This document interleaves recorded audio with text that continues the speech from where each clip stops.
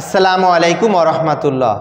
একটি মোটর মিনিটে কতবার ঘোরে কিভাবে বাইর করতে হয় সেটি দেখাবো। এজন্য ছোট্ট একটি সূত্র ব্যবহার করতে হবে। n সমান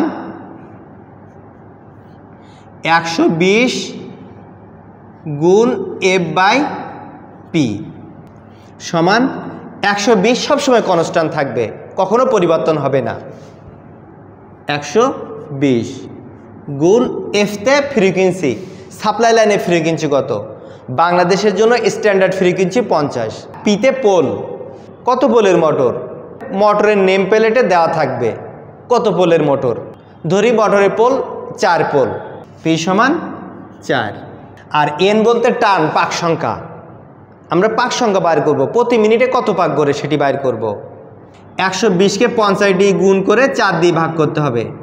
120-এ 50 দিয়ে গুণ করলে গুণফল আসে 6000 ভাগ 4। 6000কে 4 দিয়ে ভাগ করতে হবে 1500 আর পি এম। এন সমান 1500 আরপিএম। 4 পোলের একটি মোটর মিনিটে 1500 পাক ঘুরবে। 2 পোলের একটি মোটরের গতিবেগ কত, অর্থাৎ মিনিটে কতবার ঘুরে সেটি বাইর করব। এই পোলের জায়গায় লিখতে হবে 2, অর্থাৎ 2 পোলের মোটর।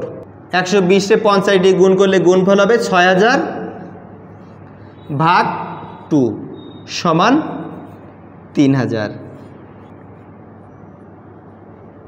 2 পোলের একটি মোটরের গতিবেগ 3000 আরপিএম, তবে 3000-এর একটু বেশি হতে পারে, আবার কোনো ক্ষেত্রে কিছুটা কম হতে পারে। এই সূত্র অনুযায়ী 6 পোল, 8 পোল বা অন্য পোলের মোটরের গতিবেগ বাইর করতে পারবেন। ভিডিওটি ভালো লাগলে লাইক করবেন। ভিডিও সম্পর্কে আপনার কোনো মতামত থাকলে কমেন্টে লিখবেন, আমি উত্তর দেওয়ার চেষ্টা করব। আবার দেখা হবে। আল্লাহ হাফেজ। আসসালামু আলাইকুম ওয়া রাহমাতুল্লাহ।